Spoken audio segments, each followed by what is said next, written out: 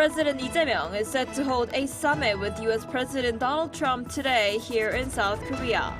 Their talks are expected to focus on trade issues, including details on Korea's $350 billion investment pledge to the United States, aimed at lowering tariffs.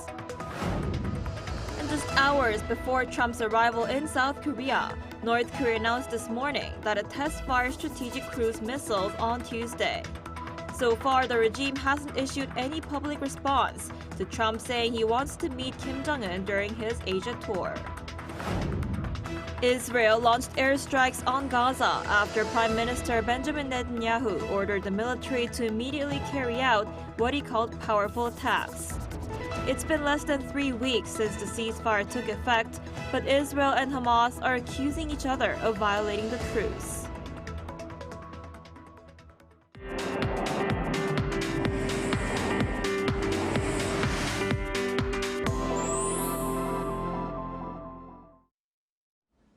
We begin today in Gyeongju, where President Lee Jae-myung kicked off his APEC 2025 Korea engagements. Our presidential office correspondent Song Yoo-jin joins us live from the APEC 2025 International Media Center with the latest. Yoo-jin, tell us more. Right. Good afternoon, Inji. President Lee Jae-myung just wrapped up his global investment partnership meeting with the heads of 7 global businesses, including Amazon Web Services and Renault, at the Gyeongju Arts Center this morning. There, the businesses, their leaders, pledged a combined $9 billion in new investment in South Korea over the next 5 years, describing the country as a hub for their global business strategy. Now, according to the presidential office, the investment will focus on high-tech sectors such as AI, semiconductors, cars, and batteries. Now, more specifically, Amazon Services alone announced a $5 billion project to build a new AI data centers in Incheon City and across Gyeonggi-do Province by 2031. And earlier this morning, President Lee Jae-myung delivered a special address at the opening ceremony of the APEC CEO Summit Korea 2025. His 15-minute address highlighted the CEO Summit's role as a bridge between governments and businesses and called for stronger regional cooperation across the Asia-Pacific. 보호무역주의와 자국 우선주의가 고개를 들며 당장의 생존이 시급한 시대에 협력과 상생, 포용적 성장이란 말이 공허하게 들릴지도 모르겠습니다. 그렇지만 이러한 위기 상황일수록 역설적으로 연대의 플랫폼인 APEC의 역할이 더욱 빛을 발할 것입니다. He also pledged that South Korea will play a proactive role in supply chain cooperation and AI transformation. Right, and Yoo-jin, and U.S. President Donald Trump just arrived in South Korea with his Air Force One landed at Kimhae Airport in Busan. So the highlight of today will be the ROK U.S. Summit, right? What can you tell us? Right. So the second E-Trump summit will take place this afternoon at the Gyeongju National Museum. As you just mentioned, Eunji, before we came on air, we saw President Trump arriving at Kimhae International Airport, stepping down Air Force One, being greeted by South Korea's Foreign Minister Cho Hyun. With this, President Trump begins his 2-day state visit to South Korea. Now, we've also heard from the presidential office that the South Korean government plans to award Trump with the Grand Order of Mugunghwa, which is the country's highest order. It's a decoration reserved exclusively for heads of state who have significantly contributed to South Korea's security. Now, with this, Trump will be the very first American leader to receive the award. He'll also be presented with a replica of a royal golden crown, a symbol of the ancient Silla kingdom, whose capital was Gyeongju. Now, the actual summit is drawing great attention as well, as Seoul and Washington have a number of issues to discuss, from trade to security and diplomacy. First off, there is the long-delayed trade deal that would reduce U.S. tariffs on South Korean imports. The deal hinges on South Korea's $350 billion investment pledge to the U.S., but the two sides remain divided over how the funds should be managed.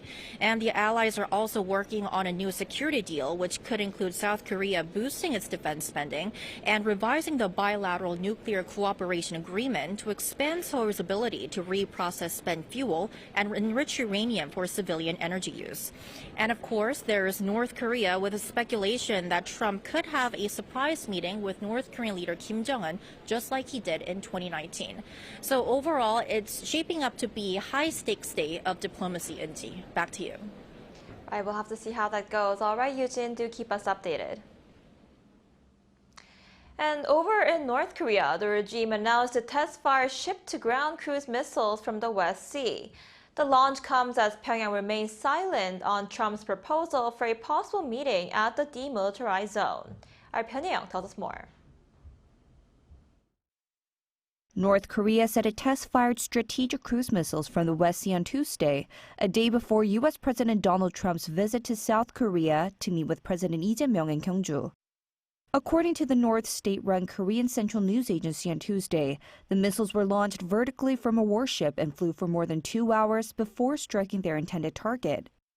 Kim Jong-un was not present at the launch, and North Korean state media, including the Rodong-sinmun, did not report on the test, a move that observers say may indicate Pyongyang sought to limit the level of provocation.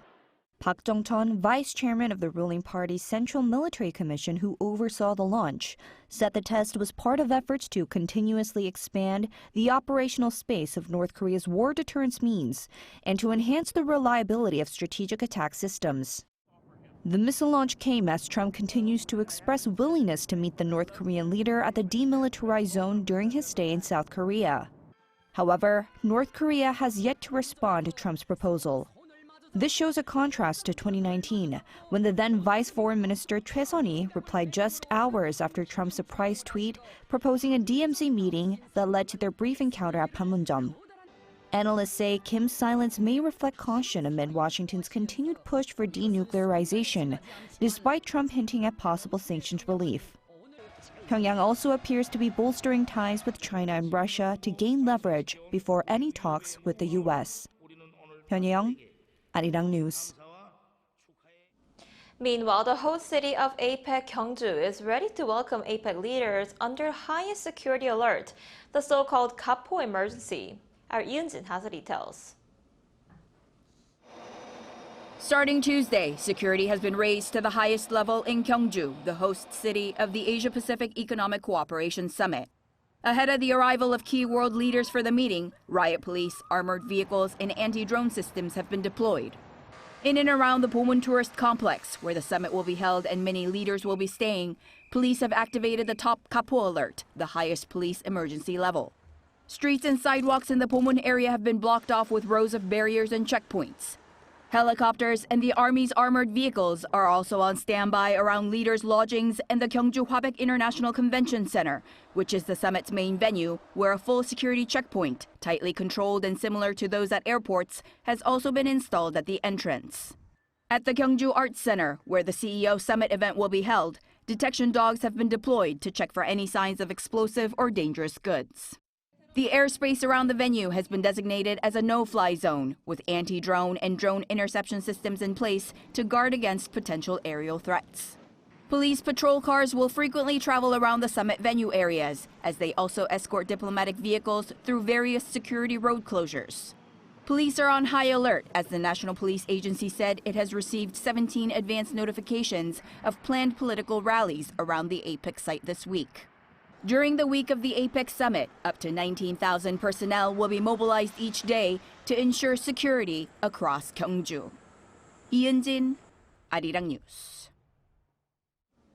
And once the capital of the Shilla Kingdom, Gyeongju is reviving its 1,000-year-old spirit ahead of APEC 2025 Korea.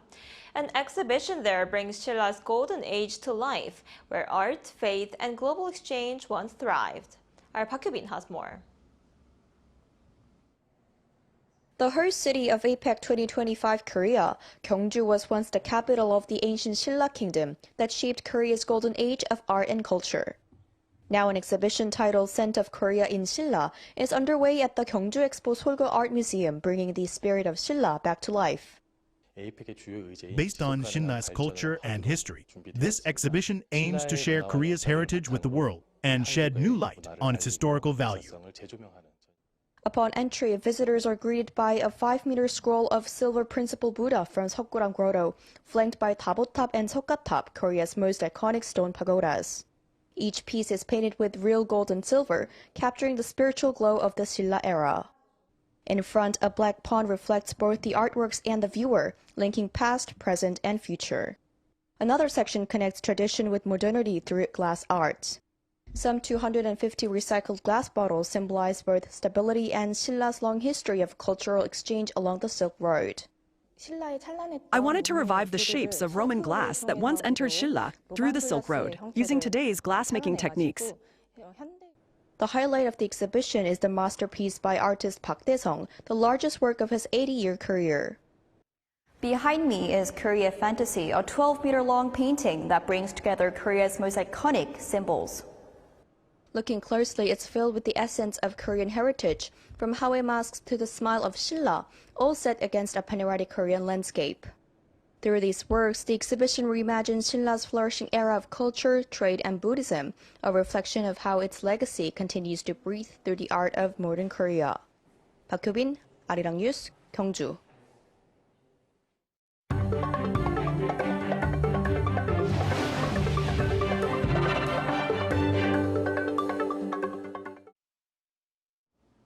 Over in the Middle East, despite a U.S. brokered ceasefire, Israel carried out a series of airstrikes in Gaza after it accused Hamas of violating the truce and attacking Israeli troops. Our Lee Seung-jae has more. Tensions in Gaza flared again on Tuesday, despite an ongoing U.S. brokered ceasefire. Gaza's Civil Defense Agency said Israel carried out a series of airstrikes after accusing Hamas of violating the truce and attacking Israeli troops. At least 2 people were killed when one strike hit a house in Gaza City. The agency said 3 strikes in total were launched, including one near Al-Shifa Hospital. Israeli Prime Minister Benjamin Netanyahu's office confirmed he ordered what it called powerful strikes in response to what Israel says were attacks by Hamas on its soldiers inside Gaza. The latest escalation also comes as Netanyahu revealed that the remains returned by Hamas on Monday were actually body parts belonging to a victim recovered nearly 2 years ago. He called the move a clear violation of the ceasefire agreement and said he would convene military and defense chiefs for an emergency meeting to decide Israel's next steps. Israeli media report possible options include halting humanitarian aid, expanding Israeli control in Gaza, or striking Hamas leadership. 13 hostage bodies are still believed to be in Gaza, and the slow return of those remains is threatening to derail the fragile truce. Hamas has claimed difficulty locating the bodies due to widespread destruction, while Israel accuses the group of deliberately stalling. Lee Seung-jae, Arirang News. Meanwhile, the international gold spot price fell on Tuesday as hopes grew for easing trade tensions between the United States and China. As of 1:45 p.m. U.S. Eastern Time Standard, the spot gold price fell to $3,964.35 per ounce, the lowest in nearly 3 weeks. December gold futures also slipped 0.9% to $3,983.10. Prices have dropped about 10% since their October 20th peak, signaling a correction. Experts say optimism ahead of the U.S.-China summit has reduced demand for safe haven assets like gold. And South Korean chipmaker SK hynix has posted record-breaking earnings for the 3rd quarter, driven by surging demand for high-performance memory used in artificial intelligence servers.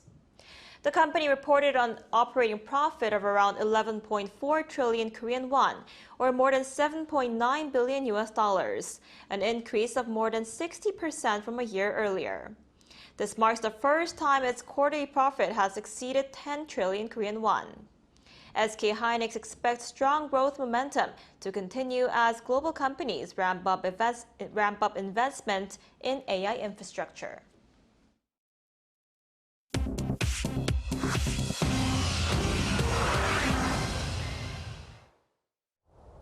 This is The World Now, bringing you the latest stories from around the globe.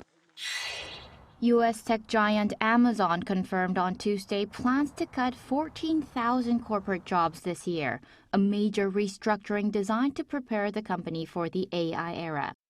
The cuts, about 4% of Amazon's global corporate workforce, begins this week as part of a broader plan to make the company leaner and faster, according to a memo from Senior Vice President Beth Gilady. Gilady said the move will help Amazon operate like the world's biggest startup and respond quickly as artificial intelligence reshapes the tech industry. Amazon also says it will hire in key areas and prioritize affected staff for new roles. The company, which previously cut 27,000 positions in 2023, has warned that further job reductions may follow as automation replaces some human work. In Rio de Janeiro on Tuesday, at least 64 people were killed in the city's deadliest police operation ever, just days before it hosts major global climate events. Officials say the raid targeted a criminal gang network known as the Red Command. The death toll confirmed by Rio Governor Claudio Castro includes 4 police officers and is more than double the previous record for fatalities in a single police action. The raid came ahead of next week's C40 climate summit and Prince William's Earthshot Prize ceremony. Authorities have a history of mounting large-scale operations before major international gatherings, including the 2016 Olympics and the 2024 G20 summit. In Kenya, a small passenger plane crashed early Tuesday morning, killing 10 tourists and a local pilot.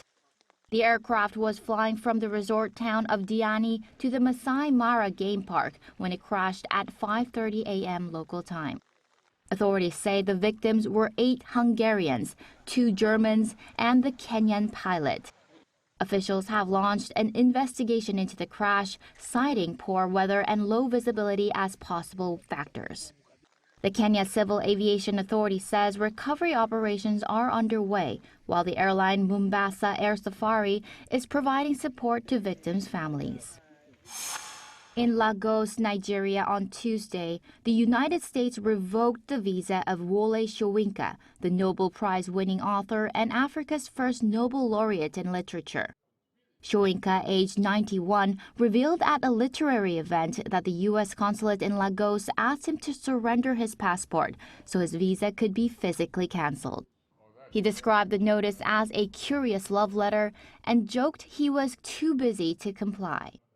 The revocation ends his ability to travel to the United States for cultural and literary events, where he previously taught and lectured for decades. Soyinka said he had torn up his U.S. green card and renounced his American residency in protest over Donald Trump's first presidential election win. Chu Ji-hyun, Arirang News.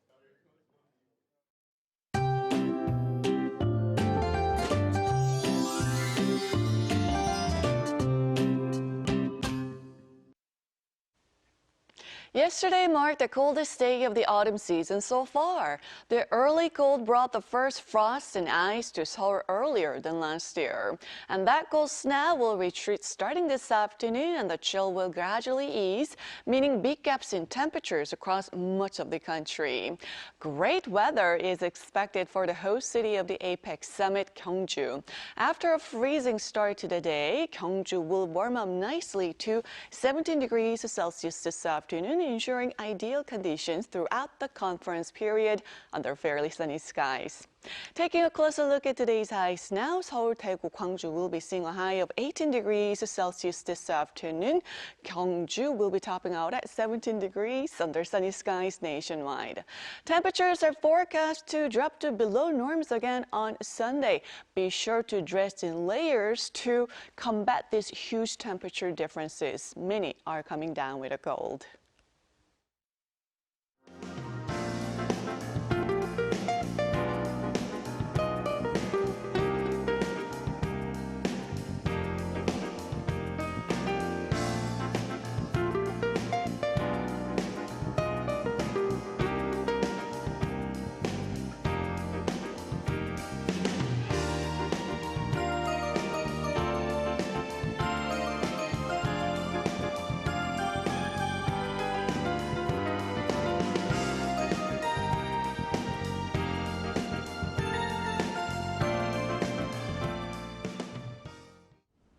That is all we have for today's noon edition of Arirang News. Thank you for watching. We'll be back at 5 p.m. Korea time. Stay tuned.